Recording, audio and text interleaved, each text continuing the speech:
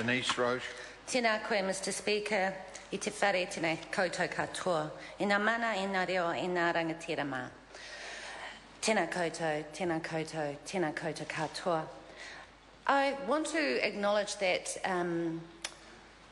for Ngāti Maungaharuru, Tangitu, Hapu, the fog has had an impact on the people who are both in the House and in the gallery.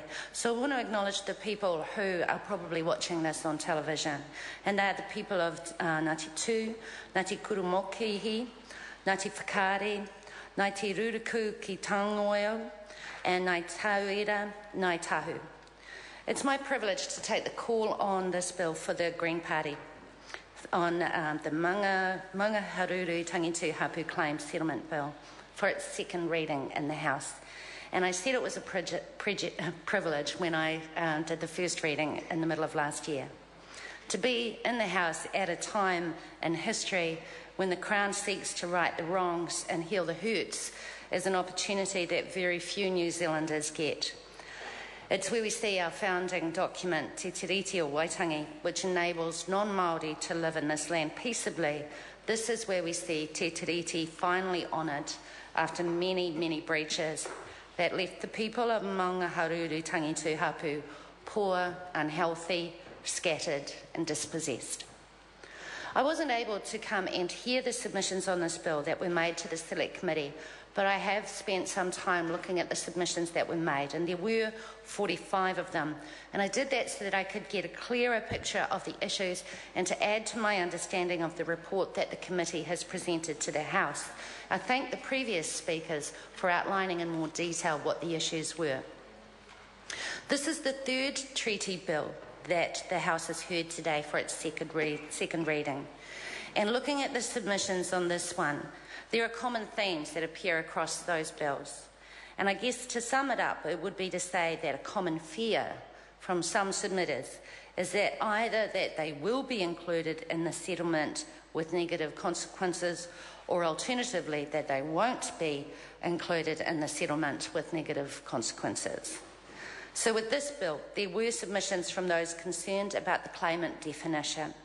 Some were concerned that those descended from ancient Hapu who were not explicitly mentioned in the bill would not be covered by the settlement, or that they were being subsumed unfairly into another Hapu, or not adequately recognised. And the second area where people were concerned is that they will not be included in the settlement because they have connections with both Ngāti Pāhauera and Maungaharuru Tangitu, and that Ngāti Pāhauera settlement was enacted several years ago. I guess this highlights the point that was made at Waitangi this year by Manu Paul from the Māori Council on the Pai at Te Tii during his whai kōrero when we were welcomed on. And he said that he was concerned that the settling of historic grievances may set Māori against Māori. And he's right to be concerned. It's one of the reasons the Greens have some unease about these settlements, and why we always say that we do not believe that these bills represent a full and final settlement. We're also concerned that the fact that it is the Crown that determines who they will negotiate with, that some will be shut out of the process, and because it is the Crown that determines who they will negotiate with, it perpetuates the status of the Crown and diminishes the partnership with Ngā iwi Māori that was envisaged by the Treaty o Waitangi. So it could have the potential of creating further treaty breaches.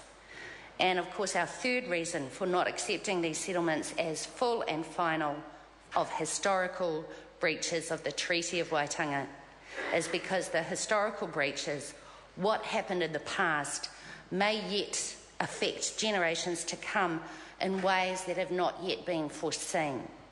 And I know that Maungaharuru Tangitu Hapu, in common with iwi across our country, have no wish to shortchange the children yet to come. It's worth noting here in Parliament that for the Maungaharuru Tangitu Hapu, the Crown's historical treaty breaches nearly wiped them out.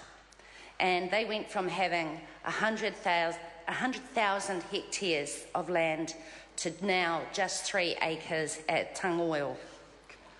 Tanya Hotmans, the General Manager of the Maungaharuru Tangitu Trust, referred to her people as tangata whenua without whenua. Within the settlement of this bill, Maungaharuru Tangitu Hapu will be in a better economic condition, but they are incredibly generous to accept the settlement when the losses, people killed, detained, executed, and land taken by confiscation, land taken by other unfair means, when those losses were so large. I want to acknowledge that my comments about the Crown are not in any way to detract from the sense of achievement that Maungaharuru Tangitu Hapu should rightly claim as theirs for resolving these historical claims to this point. It has taken decades and decades and so much perseverance and commitment to resolve to get to this final part, and their generosity and patience.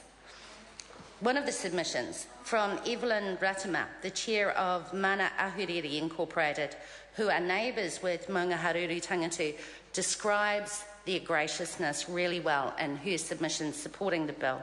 And she says, and I quote, "As neighbours of Maungaharuru Tangitu, we acknowledge all the indignities and trials they have endured, and in remembering the suffering of their and our tipuna, which is much, and that is being polite, have maintained their integrity and the integrity of the people.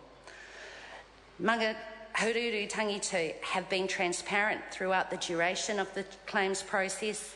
They've been committed and true to the legacy of their and our ancestors, and are very deserving of having their claims bill heard, supported and passed through Parliament."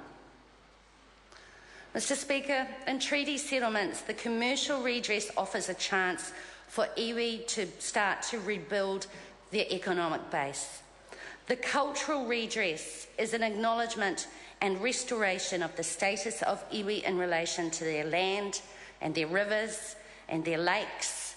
And I want to note here Lake Tutera, one of the most polluted in the country, and the sea, and their role as tangata whenua and kaitiaki.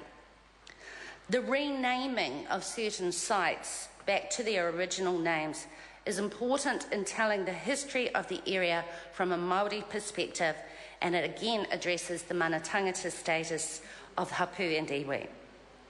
The vesting of several thousands of hectares of dock reserves, as will happen in this settlement, which Maungaharuru Tangitu will return to the people of Aotearoa, is a symbolic act of recompense by the Crown, but it is a much larger gesture of generosity by the hapu. But all this redress is designed to start the process for Maungaharuru Tangitu to heal.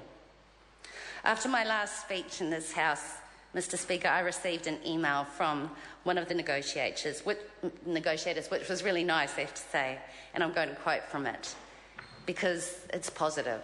She says, and I quote, I believe there is hope and a quiet optimism among our people that things will get better for future generations." And later she says, "We're looking forward to putting this chapter in our history to rest and charting a new course for our hapu, whānau and marae." Mr Speaker, I reiterate it's a privilege to speak on the second reading of this bill.